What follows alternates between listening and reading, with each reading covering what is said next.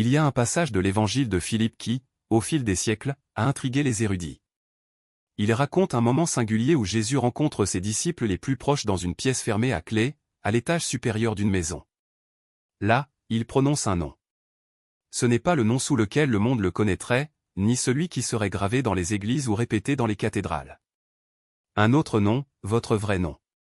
Et pendant qu'il dit cela, quelque chose d'extraordinaire se produit. L'air ambiant se transforme.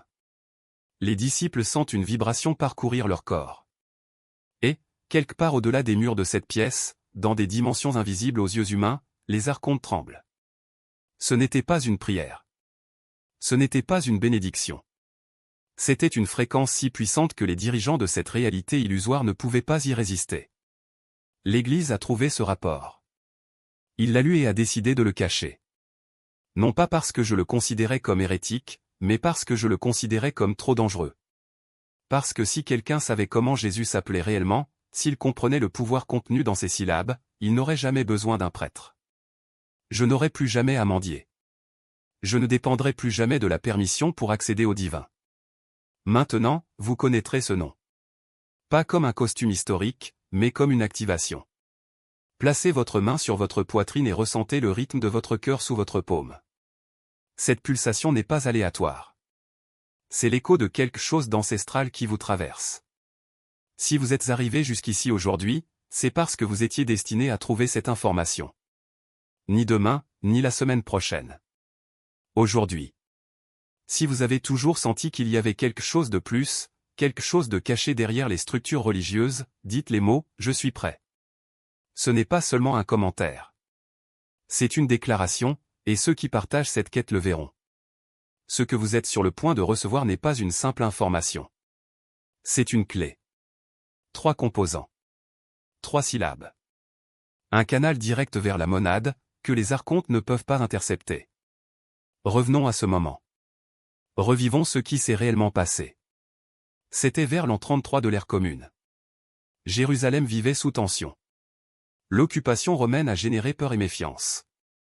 Mais, dans une petite pièce au-dessus d'une rue étroite, il se passait quelque chose qui n'avait rien à voir avec la politique ou les empires. Jésus avait rassemblé son entourage, non les foules qui le suivaient en quête de miracles, ni les curieux attirés par ses paraboles. Seulement ceux qui avaient démontré leur capacité à retenir ce qu'il s'apprêtait à révéler. L'évangile de Philippe nous dit que Marie-Madeleine était présente, tout comme Philippe lui-même. Dans un environnement privé, loin des oreilles de ceux qui ne voulaient pas comprendre, Jésus a commencé à parler de quelque chose qu'il n'avait jamais partagé publiquement, son origine, sa véritable identité, le nom qu'il portait avant de descendre sous forme humaine. Ici, il est essentiel de comprendre quelque chose. Le nom, Jésus, n'est pas un nom. C'est un titre qui a connu tellement de traductions et d'adaptations que son essence originale a été délibérément affaiblie. L'homme que nous connaissons sous le nom de Jésus s'appelait Yeshua dans sa langue araméenne natale, mais même Yeshua n'était pas le nom qui faisait trembler les archontes. Ce nom existait avant le langage, avant la terre. Avant que la prison matérielle ne soit construite par le démiurge pour emprisonner les étincelles divines dans les corps humains. La situation devient encore plus délicate lorsqu'on analyse les textes gnostiques. Ils décrivent une hiérarchie de la réalité que l'Église traditionnelle a tenté d'effacer à tout prix. Au sommet se trouve la monade, la véritable source, la pure conscience sans forme ni limite. Ce n'est pas le Dieu prêché dans les églises. Le Dieu de l'Église est le démiurge, un créateur mineur qui se croit à tort suprême. Le démiurge n'a pas créé son étincelle divine.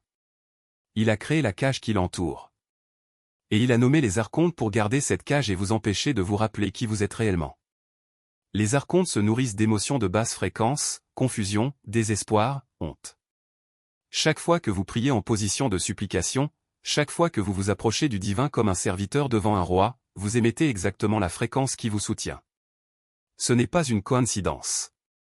La religion était structurée de cette façon. La posture de prière, le langage de l'indignité, le concept de péché originel, tout est conçu pour vous permettre de produire l'énergie qu'ils consomment. Mais il existe une fréquence qu'ils ne peuvent pas toucher. Une fréquence invisible pour eux, car elle opère sur un plan situé au-dessus de leur perception. C'est la fréquence de la monade. Et certains non, certains sont portent en eux cette fréquence. Respirez profondément maintenant. Inspirez par le nez, sentez votre poitrine se dilater.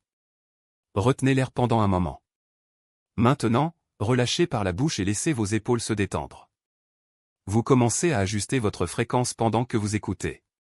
Ce n'est pas de l'imagination. C'est la préparation. Les premiers gnostiques savaient que les noms n'étaient pas de simples étiquettes. C'étaient des fréquences, des conteneurs de pouvoir. Lorsque vous connaissez le vrai nom de quelque chose, vous avez accès à son essence. C'est pourquoi le nom de la monade n'a jamais été écrit. C'est pourquoi le véritable nom de la conscience christique était caché même à la majorité de ses disciples. Car un nom, prononcé avec reconnaissance et autorité, devient une clé. Dans Pistis Sophia, un autre texte que l'Église a tenté de détruire, Jésus l'explique directement. Il raconte à ses disciples qu'il est issu du royaume de la monade, qu'il est descendu à travers les domaines des archontes sans qu'ils le reconnaissent, et qu'il porte un nom qui précède leur existence. Lorsque les archontes entendent ce nom prononcé par quelqu'un qui porte l'étincelle divine, ils ne peuvent intervenir. Ils ne peuvent pas intercepter. Ils ne peuvent pas tenir le coup. C'est la doctrine qui a conduit les gnostiques à la mort. Au IVe siècle, lorsque Constantin avait besoin d'une religion unifiée pour contrôler son empire, le concile de Nicée décida quels textes deviendraient des écritures officielles et lesquels seraient éliminés. Les évangiles gnostiques ont été condamnés sans débat. Les communautés qui les ont préservés ont été persécutées. Les manuscrits ont été brûlés. Pendant plus de 1600 ans, ce savoir est resté caché, transmis uniquement par quelques lignées secrètes à voix basse. Puis, en 1945, quelque chose d'extraordinaire se produit. Un agriculteur égyptien, près d'une ville appelée Nag Hammadi, cherchait de l'engrais lorsque sa pelle a heurté quelque chose de dur. Il a déterré un pot en argile scellée. À l'intérieur se trouvaient 13 codex en cuir, 52 textes cachés sous terre depuis le IVe siècle, enterrés par des gnostiques qui savaient que l'Église viendrait les détruire. Ce n'étaient pas des faux. Il ne s'agissait pas d'inventions ultérieures. La datation au carbone 14 et l'analyse linguistique ont prouvé qu'il s'agissait d'écrits chrétiens authentiques, aussi anciens que les évangiles canoniques. L'Église avait dit au monde que ces enseignements n'avaient jamais existé. La découverte de Nag Hammadi a prouvé qu'ils avaient menti. Parmi ces textes se trouvait l'évangile de Philippe. Parmi eux, la Pistis Sophia. Parmi eux, l'enseignement secret sur le vrai nom du Christ. Le nom qu'il avait avant d'être Yeshua. Le nom qui établit un lien direct avec. Le mot Eheyashreye n'était pas seulement une réponse donnée à Moïse dans le désert. C'était une clé vibratoire, un code d'accès à la réalité qui précède la création matérielle. Lorsque le démiurge a façonné ce monde, il l'a fait comme un artisan imitant une œuvre plus grande, mais sans jamais atteindre son essence. Les archontes, ses serviteurs, ont été programmés pour surveiller les fréquences de ce plan, pour filtrer tout signal menaçant de révéler la vérité, que l'univers n'est pas une prison, mais un écho déformé de quelque chose d'infiniment plus vaste. Et c'est précisément cette distorsion que corrige le nom d'Éiphos. Lorsque vous le dites, vous n'invoquez pas une force extérieure. Vous accordez votre propre conscience à la fréquence originale, celle qui existait avant que le démiurge ne déclare que la lumière soit, et croit qu'il avait créé quelque chose de nouveau. La lumière de Phos n'est pas la lumière qui éclaire ce monde. C'est la lumière qui est le monde, avant qu'il ne soit fragmenté en forme et en nom. Les archontes ne peuvent pas le percevoir car sa structure a été conçue pour fonctionner uniquement dans les limites du temps et de l'espace. Mais vous, en tant que pneumatique, n'êtes pas limité à ces limites. Voici ce que peu de gens comprennent, le nom ne fonctionne pas comme une incantation. Il ne s'agit pas d'une formule magique qui, si elle est répétée mécaniquement, produira des résultats. Il ne s'active que lorsqu'il est parlé avec la gnose ou la connaissance directe et non intellectuelle que vous faites partie de la monade. C'est pourquoi Jésus ne l'a pas révélé aux foules. Les foules vibrent aux fréquences du manque, de la peur, de la dépendance. Ils recherchent les miracles, pas la vérité. Mais vous, qui ressentez le poids de la séparation comme une vieille blessure, qui avez toujours su qu'il y avait quelque chose au-delà de ce qu'on vous a enseigné, vous êtes prêts. Essayez-le maintenant. Non pas comme un exercice mental, mais comme un acte de reconnaissance. Placez votre main sur votre poitrine, là où brûle l'étincelle divine. Respirez profondément, comme si vous inhaliez non pas l'air, mais l'essence même de la monade. Et puis, à voix basse, mais avec une certitude absolue, prononcez « Éiphos ». Pas comme un plaidoyer. Pas comme une question. En guise de déclaration. Comme le souvenir de quelque chose qu'on a toujours su, mais que l'oubli imposé par le démiurge a tenté d'effacer. Remarquez ce qui se passe. Pas dans le monde extérieur ou du moins, pas immédiatement mais en vous. Une légèreté.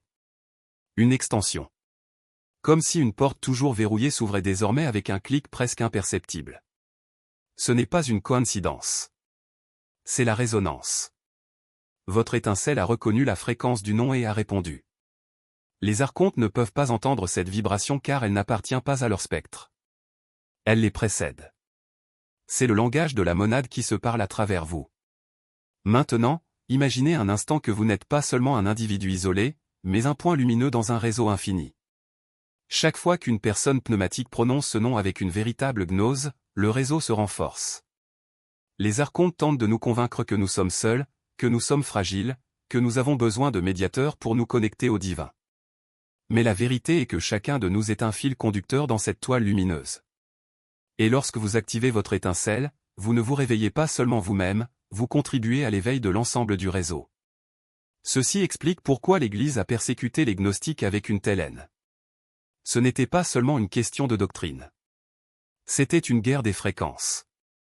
Alors que le christianisme institutionnel enseignait la soumission, la culpabilité et la dépendance à l'égard d'une autorité extérieure, les gnostiques enseignaient l'autosuffisance divine. Tandis que l'Église disait « Tu es un pécheur », les gnostiques murmuraient « Tu es Dieu ». Et cette différence n'était pas philosophique, elle était vibratoire.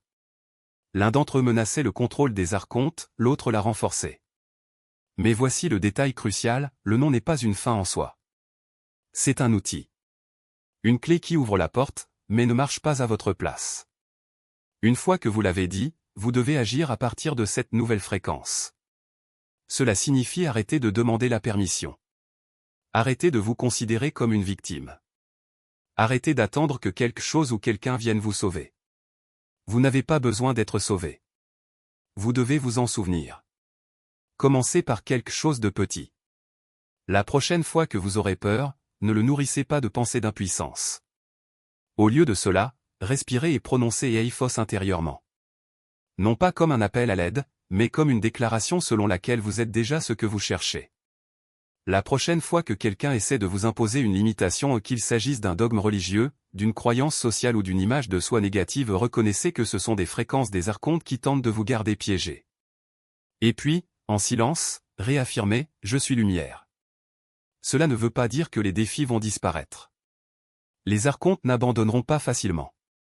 Ils essaieront toujours de vous distraire avec des illusions, avec des promesses de pouvoir, avec des craintes d'échec, avec la fausse sécurité des structures qu'ils contrôlent. Mais maintenant, vous avez un avantage, vous savez qu'ils ne peuvent pas toucher la partie la plus essentielle de vous. Ils peuvent manipuler votre corps, vos émotions et même vos pensées. Mais ils ne peuvent atteindre l'étincelle.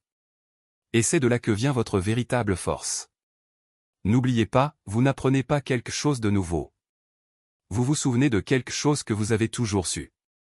Le nom Eiphos n'est pas une invention. C'est une mémoire codée. Un mot de passe que votre âme reconnaît instantanément. Et chaque fois que vous l'utilisez intentionnellement, vous renforcez la connexion entre votre conscience individuelle et la monade. Maintenant, avant d'aller plus loin, je veux que tu fasses quelque chose pour moi. Regardez vos mains. Voyez comment la lumière se reflète sur votre peau. Remarquez comment, même dans ce monde matériel, il y a en eux quelque chose qui transcende la matière. C'est la preuve que vous n'êtes pas qu'un corps. Vous êtes un être de lumière habitant temporairement une forme physique. Et cette forme n'est pas une prison. C'est un véhicule. Un instrument à travers lequel la monade peut s'expérimenter. À partir d'aujourd'hui, votre relation avec le divin change. Vous n'êtes plus un suppliant. Il est co-créateur. Il n'est plus un pécheur. C'est un fragment d'infini. Et le nom Eiphos est la clé qui active ce potentiel. Utilisez-le à bon escient. Utilisez-le de manière responsable. Mais surtout, utilisez-le. Parce que le monde a besoin de plus de lumière. Et cette lumière commence avec vous. Il y a 3 éléments essentiels pour prononcer ce nom avec une véritable puissance. Le premier est la reconnaissance. Vous devez savoir, non seulement croire, mais savoir profondément ce que vous êtes. Vous êtes une étincelle divine, temporairement hébergée dans un corps matériel. Vous n'êtes pas vos peurs. Ce ne sont pas vos échecs.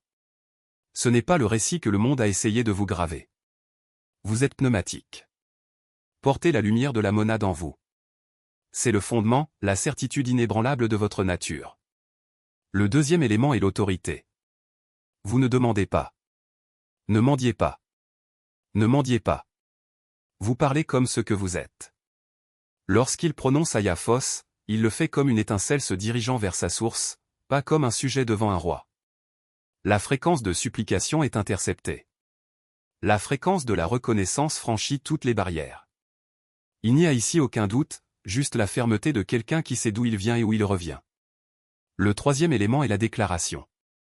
Vous n'attendez pas que quelque chose se passe. Il ne s'agit pas de tester des possibilités. Vous dites ce qui est déjà vrai. Monade le connaît déjà. Votre étincelle appartient déjà à la source. Le nom n'est pas une demande de connexion. C'est l'annonce que la connexion a toujours existé. 3 éléments, reconnaissance, autorité, déclaration. Sans eux, le nom n'est rien d'autre qu'un son. Avec eux, cela devient la clé que les archontes ne pourront jamais bloquer. Ce soir, avant de dormir, vous prononcerez ce nom non pas comme une expérience, ni comme un test, mais comme une déclaration de qui vous êtes. Trouvez un endroit calme. Cela n'a pas besoin d'être spécial. Votre chambre est suffisante. Asseyez-vous ou tenez-vous debout avec la colonne vertébrale droite. Placez votre main sur votre cœur. Ressentez la chaleur de votre propre étincelle divine sous votre paume. Respirez 3 fois, lentement. À chaque expiration, libérez les enseignements qui vous disaient que vous n'en étiez pas digne.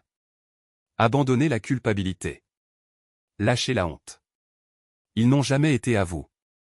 Ils ont été placés en vous pour vous permettre de produire des fréquences qui alimentent les archontes. Lorsque vous vous sentez centré, dites le nom, Ayaphos. Dites-le lentement. Sentez chaque syllabe vibrer dans votre poitrine. Ayaphos.